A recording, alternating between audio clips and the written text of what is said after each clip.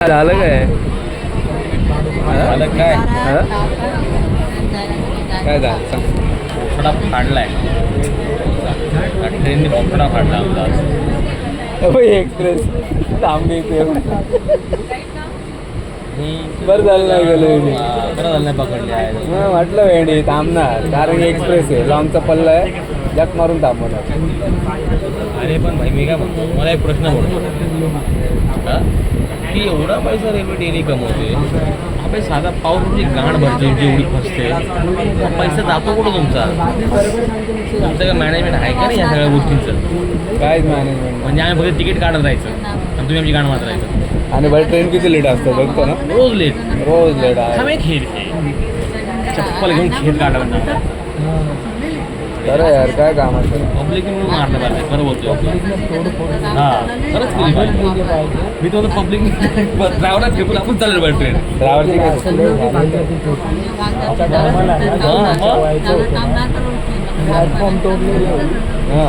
late होतं खरं गरजेचं आहे त्या टायमाला आता कॅमेरा वगैरे डेअरिंग नाही करत नावाला वगैरे लफडे व्हायचं पकडलं जातं अरे सगळं जमवतं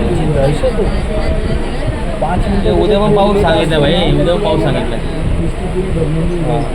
अरे पण हा पाऊस त्या टायमाला आता चिंदी पाऊस आहे काहीच नाही नाहीये पाऊस हा पाऊस काहीच नाही तरी यांची अशी हालत आहे लाल वाटत नाही ना एवढ्या चिंदी पाऊस नाही शरम लोकांना स्टेशन भरतात 12 वर्षाचा असताना कंटिन्यू 1 आठवडे पाऊस पडत होता तेव्हा कधी ट्रेन बंद नाही कंटिन्यू पाऊस चालू राहतात ट्रेन हळूहळू हळूहळू सुरू तरी राहतात इथं डायरेक्ट बंद हे लोक गटर साफ करतील तिथंही झोप जे गटर आहेत ना नाले बिले हे लोकांना साफ करायचे 1 महिना अगोदर काही नाही करत काय नाही करत नुसते कॉन्ट्रॅक्ट घेतात हे करतात बिल पाठवतात विचार सगळे मिळालेले कर्मकट मोठ्या बाजून छोटे सगळे घेतात असं पण नाही 2 दिवस पाऊस पडतो 1 दिवस पडला अरे आत्ता म्हटलं 2 घंटे मला वाटतं एक 6-7ला सुरू झालं असेल पाणी जमा होने की वजह से हमें 2 तासात भाई पूर्ण काल रात्री 1 वाजून बरोबर 20 मिनिटांनी जो पाऊस झाला